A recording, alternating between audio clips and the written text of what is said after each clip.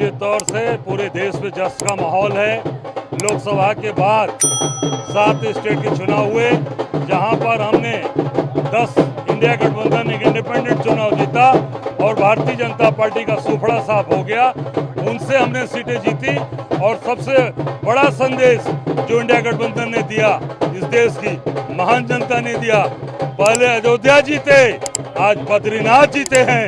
उनका आशीर्वाद, प्रभु का आशीर्वाद हम सब इंडिया गठबंधन कांग्रेस के लोगों पर निश्चित तौर से हम पूरे देश से बीजेपी को उखाड़ कर फेंकेंगे। आने वाले सारे चुनाव इंडिया गठबंधन जीतेगा, कांग्रेस जीतेगी।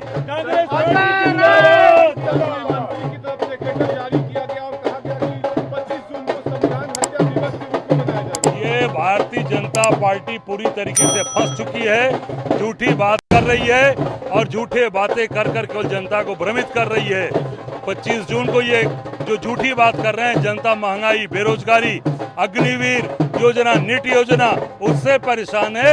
आज सारे लोग दुखी हैं। ये पूरी जनता आज उसका जवाब उन्होंने आज 7 स्टेट के चुनाव में दे दिया कि संविधान के साथ कौन है और संविधान का विरोधी कौन है।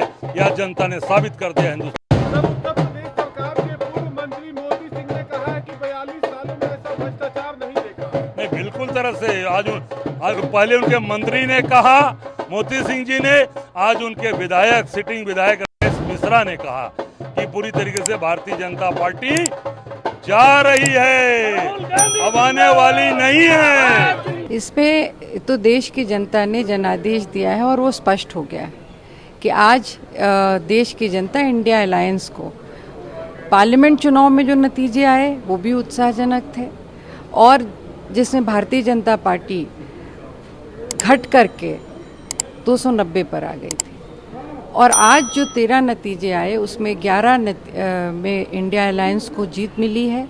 ये जनादेश है भारत की जनता का और हम उनको बहुत बहुत बधाई देते हैं, इंडिया अलायंस को बहुत बहुत बधाई देते हैं। और जो सबसे महत्वपूर्ण बात है इस नतीजे में कि बद्रीनाथ में, देवभूमि में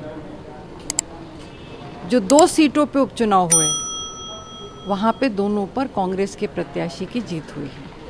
खासकर बद्रीनाथ पे, बद्रीनाथ वो स्थल है जहाँ पे विष्णु जी का स्थान है। अयोध्या में जीत हुई इंडिया अलायंस की और अब बद्रीनाथ में भी भारतीय जनता पार्टी को शिकस्त मिली है, कांग्रेस के प्रत्याशी की जीत हुई है। तो ये स्पष्ट है कि जिन्होंने प्रभु राम का व्यापार करके लगातार कई दशकों तक उनके साथ छल किया, आज स्पष्ट हो गया कि प्रभु राम ने उसका दंड दिया उनको। तो मैं तो मानती हूँ कि ये जनता के साथ साथ ईश्वर का भी आशीर्वाद है।